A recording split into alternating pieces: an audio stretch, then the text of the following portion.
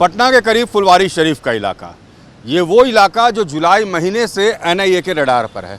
ऐसा क्या मिला इस इलाके में कि एनआईए के साथ तमाम सुरक्षा एजेंसियों के रडार पे ये फुलवारी शरीफ का इलाका आ गया। ऐसे कौन से शख्स के पास कौन सी बातें निकली कि एनआईए के कान खड़े हो गए। आपको हम बताते हैं कि पीएफआई कनेक्शन के साथ कैसे गजवाए हिंद का कनेक्शन मिला और जिसको लेकर एनआईए की ताबड़तोड़ छापेमारी इस इलाके में शुरू हुई। एक मामला तो उस वक्त पीएफआई को लेकर दर्ज हुआ था जिसमें 27 लोग अभियुक्त बनाए गए थे और ये बताया गया था कि कैसे पीएफआई के जो सदस्य हैं वो देश को तोड़ने की साजिश रच रहे हैं। 2047 उनका मिशन है इस्लामिक नेशन बनाने का इंडिया को।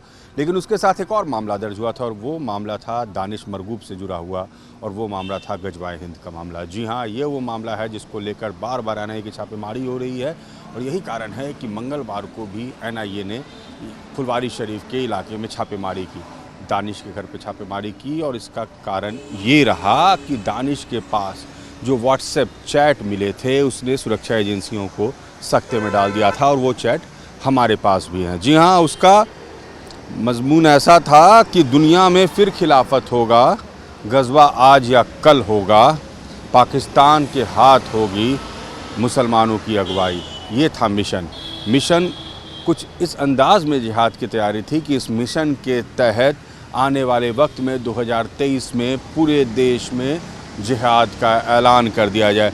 मैं आपको बताता हूँ व्हाट्सएप ग्रुप क्या थे जिस व्हाट्सएप ग्रुप ने एनआईए को भी सख्ते में डाल दिया। एक व्हाट्सएप ग्रुप था इसमें 181 सदस्य थे और इस व्हाट्सएप ग्रुप का नाम था गजवाए हिंद और इसका मेंबर था फुलवारी शरीफ का दानिश।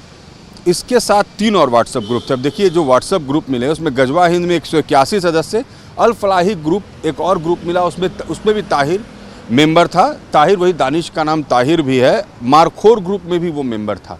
एक मारखोर ग्रुप, मारखोर दरअसल मैं आपको बता दूं कि पाकिस्तान का राष्ट्रीय पशु है और उसके नाम पर इस ग्रुप को तैयार किया गया था, मारखोर ग्रुप, जिसमें ISI के लोगों के नंबर मिले। यानी पाकिस्तान के राष्ट्रीय पशु मारखोर के नाम पर एक ग्रुप बनाया गया।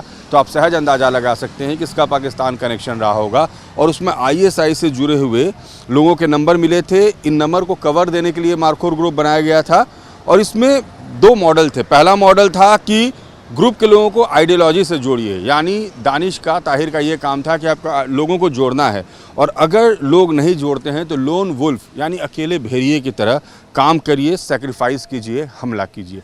ये जो कुछ मैं आपको बता रहा हूँ, ये जो कुछ पुलिस के सूत्रों ने बताया उसके आधार पर बता रहा हूँ। ये व्हाट्सएप चैट हमने देखे हैं, हमारे पास ये अवेलेबल हैं कि किस तरीके से इस व्हाट्सएप चैट के जरिए मारखोर ग्रुप, गजवाए हिंद ग्रुप, अल फलाही जो एक ग्रुप है, इन लोगों में वो उन लोगों के लिए है जो मदरसा में हैं, यानी इंडो नेपाल पर जितने मदरसा हैं वो इसके मेंबर हैं। देखिए हर ग्रुप का अलग अलग एक मकसद था।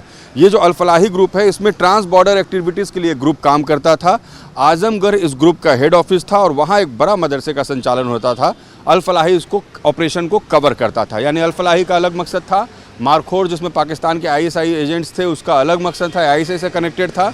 गजवाए हिंद जो लोगों को जोड़ने का काम कर रहा था जिसमें कि ताहिर था और एक और ग्रुप था इसमें मात्र 10 मेंबर थे, 8 बांग्लादेशी, एक दानिश ताहिर और एक उसमें पाकिस्तानी थे। और इस ग्रुप के जरिए इनकी सबसे ज़्यादा बातचीत होती थी। यानी इस ग्रुप के जरिए ये लोग सारी एक्टिविटीज़ किया करते थे, प्लानिंग किया करते थे।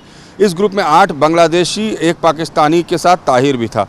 तो ये जो इन्फॉर्मेशन हमारे साथ है और इसके हिसाब से 2023 में जिहाद होना था। पूरी चैट हमारे पास, अलग अलग जो उनके दस्तावेज़ है वो हमें मिले पुलिस के सूत्रों से और जिस समय रेड हुआ उस वक्त भी हम लोगों ने देखा। और यही वो तमाम बातें हैं जिसने सुरक्षा एजेंसी को परेशान किया और यही कारण है कि फुलवारी शरीफ में लगातार रेड चल रहे हैं। गजवाए हिंद का 2023 जिहाद का प्लान और 2024 में पूरे देश में खिलाफत का प्लान, और ये प्लान कि मुसलमानों की अगर अगुवाई करेगा तो पाकिस्तान करेगा। इस तरह से लोगों को हिंदुस्तान में मोटिवेट करके हिंदुस्तान को तोड़ने की कोशिश, साजिश, ये था गजवाए हिंद का प्लान जो हमारे पास, जो हमने आपको बताया। और यही कारण है कि फुलवारी शरीफ में बार बार ये रेड हो रही है। और मंगलवार को जो रेड हुई उसमें दानिश के साथ उसके एक मित्र के यहाँ भी रेड किया गया जिसका नंबर उसमें पाया गया था उसके मोबाइल पर, और उसके घर से भी लैपटॉप के साथ साथ उसके मोबाइल को भी ले जाया गया।